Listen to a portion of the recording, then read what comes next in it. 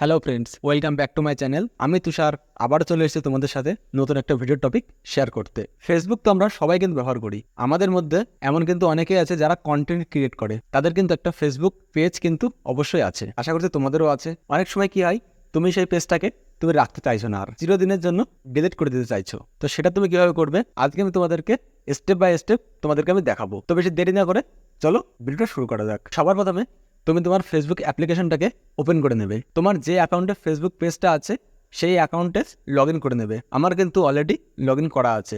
এবার তুমি যে পেজটাকে ডিলিট করতে চাইছো সেই পেজে লগ ইন করবে। তো আমি আমার পেজটাকে লগ ইন করে নিচ্ছি।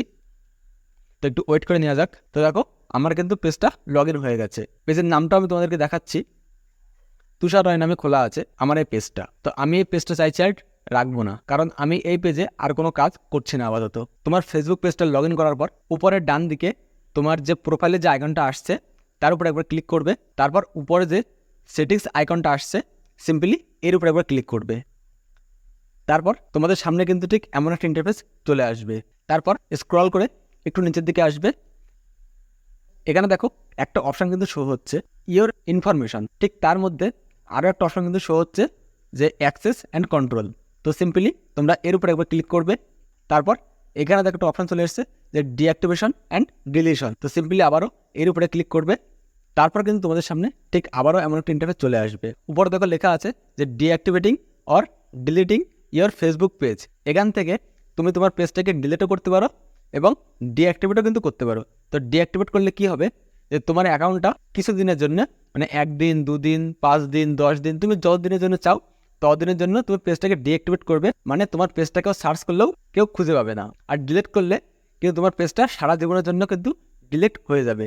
তো সিম্পলি আমি তোমাদেরকে দেখাবো যে কীভাবে ডিলিট করতে হয়। তার জন্য এই যে ডিলিট বলে যে অপশনটা আসছে এটাকে সিলেক্ট করে দেবো। তো এটাকে সিলেক্ট করার পর নিচে যে কন্টিনিউ বলে যে অপশনটা আসছে আমি এর উপর একবার ক্লিক করবো।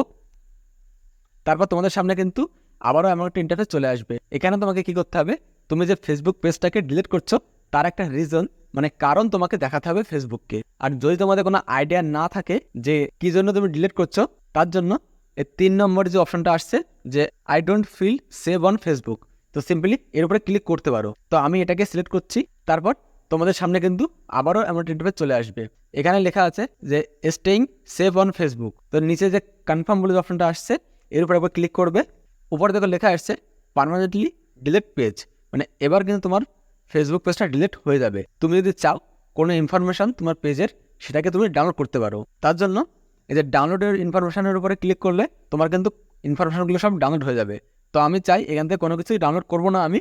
তো সিম্পলি আমি যে কন্টিনিউ বলে যে অপশনটা আসছে নিচের দিকে এর উপরে একবার ক্লিক করব।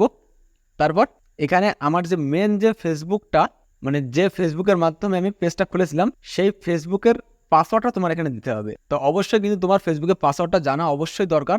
তো আমার যেহেতু জানা আছে আমি আমার ফেসবুক পাসওয়ার্ডটা আমি এখানে দিয়ে দিচ্ছি। ফেসবুকের পাসওয়ার্ডটা দেওয়ার পর নিচে যে কন্টিনিউ বলে যে অপশনটা আসছে এর উপরে একবার ক্লিক করবে। তারপর তোমাদের সামনে কিন্তু আবারও এমন একটা ইন্টারফেস চলে আসবে। এখানে কিন্তু বলছে যে কনফার্ম ডিলিট। তো এখানে দেখো লেখা আসছে যে delete Tushar Roy page and information. তার নিচে দেখো লেখা আসছে যে when you delete your Facebook page you won't to be able to reserve and content or information your page has share on Facebook your messenger and all of your message will also be delete. এখানে তোমাকে Facebook clearly বলছে এই page থেকে যদি তুমি কাউকে কোনো কিছু শেয়ার করে থাকো, কোনো মেসেজ করে থাকো, সব কিন্তু ডিলিট হয়ে যাবে, কিচ্ছু কিন্তু থাকবে না। তারপর তোমার ফেসবুকটাকে ডিলিট করার জন্য এই যে কনফার্ম বলে যে অপশনটা আসছে এর উপরে একবার ক্লিক করবে। তারপর আবারও কিন্তু এখানে বলছে যে ডিলিট দিস পেজ। এখানে দেখো লেখা আছে clearly this following page will be delete switch to Akash Roy you can received when 30 days by log in as Akash Roy and going to account setting. তো এখানে তোমাকে বলছে তোমার যদি 30 দিনের মধ্যে তোমার মন বদলে যায় যে না তুমি পেজটাকে রাখবে, তাহলে তুমি আকাশ রয় অ্যাকাউন্টে লগ ইন হবে এবং তারপর তুমি পেজটাকে রিকভার কিন্তু করতে পারবে। কিন্তু এটা শুধুমাত্র 30 দিনের মধ্যে, মানে আজকে থেকে, মানে যেদিন থেকে তুমি পেজটাকে ডিলিট করছো ঠিক সেদিন থেকে 30 দিনের মধ্যে তুমি এটা করতে পারো। তারপরে কিন্তু তুমি আর করতে পারবে না। তারপর যে ডিলিট পেজ বলে যে অপশনটা আসছে সিম্পলি এর উপরে একবার ক্লিক করবে।